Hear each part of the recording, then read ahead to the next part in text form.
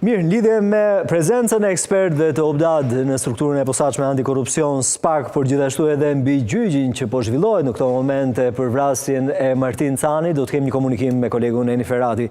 Eni, të përshëndes. Është parë prezencë e ekspertëve amerikanë ditën e djeshme në SPAK, por gjithashtu edhe sot ditën e djeshme ka pasur edhe takime. Janë të gjithë ekspertët që janë larguar më herët, tashmë mund themi se janë të njëjtët ekspertë të cilët kanë qenë edhe përpara vendimit të administratës Trump?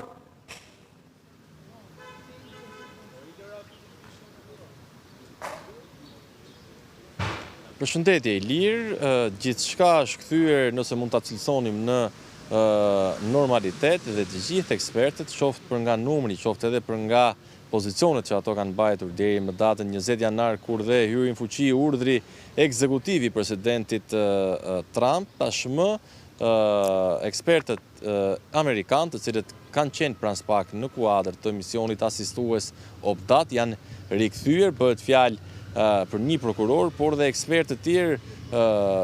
ligjor dhe teknik që kanë asistuar prokurorinë e posaçme pothuajse gjatë 5 viteve të fundit, që në ditët e para kur SPAK është krijuar në dhjetor të vitit 2019, tashmë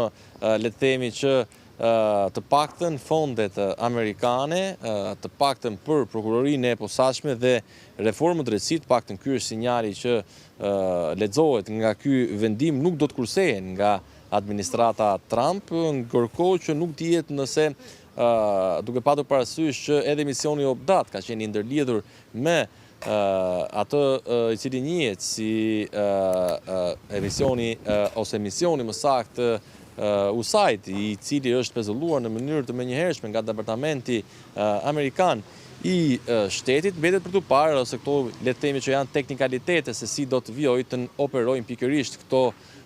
përfaqësues të Shteteve të Bashkuara të Amerikës pranë prokurorisë posaçme, të cilët kanë, e theksoj, vetëm një mision asistues dhe jo të ndërhyrë në çështje të caktuara, por gjenden pranë prokurorëve dhe agjentëve të Byros Kombëtare të Hetimit për çështje të ndryshme, kazuze të ndryshme, por mbi të gjitha për të ofruar asistencë teknike dhe ligjore për çështje të caktuara që kanë të bëjnë kryesisht me hetimin proaktiv të krimit të organizuar, por edhe hetimin e korrupsionit në nivele të larta, duke aplikuar edhe metoda të reja, pikërisht duke patur parasysh edhe huazimin ndoshta të metodave të FBI-së amerikane. Ndërkohë që sa i takon çështjes tjetër për cilët ju anoncuat më herët, sa i takon seancës gjyqësore për vrasjen e 14 vjeçarit Martin Cani në torin e vitit të kaluar fare pranë shkollës 9 vjeçare Fanoli, ditën e sotme prej orës 13:30 po zhvillohet seanca paraprake e parë, gjyqi i parë pasi seanca e kaluar dështoi ku do të vendoset nëse do të kalojë çështja për gjykim apo jo, me të pandehur të miturin në konflikt me ligjin 15 vjeçarin Mario Përlesha, i cili akuzohet për vrasjen e rrethanat e tjera cilësuese, por edhe për plagosjen e Luis Meqes, shokut të Martin Canit, i cili për herë të parë është paraqitur ditën e sotme në seancë, shoqëruar nga jati i tij, ndërkohë që të pranishëm janë edhe prindrit e të ndirit Martin Cani, 14 vjeçarit, të cilët kanë kërkuar jo vetëm drejtësi i lirë, por seancën e kaluar kanë bërë thirrje nëpërmjet medjave për një transparencë lidhur me këtë proces gjyqësor që po zhvillohet në gjykatën e Tiranës, aty ku i gjithë procesi do të jetë me dyert mbyllura për shkak të parashikimeve ligjore dhe dispozitave ligjore në fuqi për mbrojtjen e të miturve në konflikt me ligjin, ndërkohë që siç thash janë paraqitur prindrit dhe ditën e sotme gjithashtu në vijim të qëndrimit të tyre në raport pasi familja e Martin Canit ka pretendime sa i takon po themi hetimit paraprak të çështjes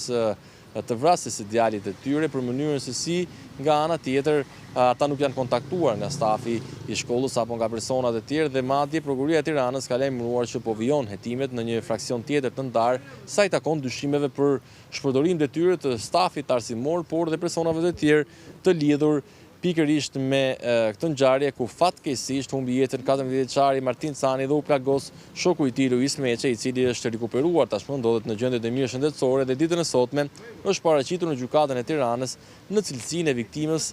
së veprës penale. Eni, faleminderit shumë për gjitha detajet. Gjyqi ndaj Martin Canit është duke zhvilluar në këto momente me dyert të mbyllura. Në momentin që ke informacione shtesë do të rilidhemi sërish. Faleminderit për momentin.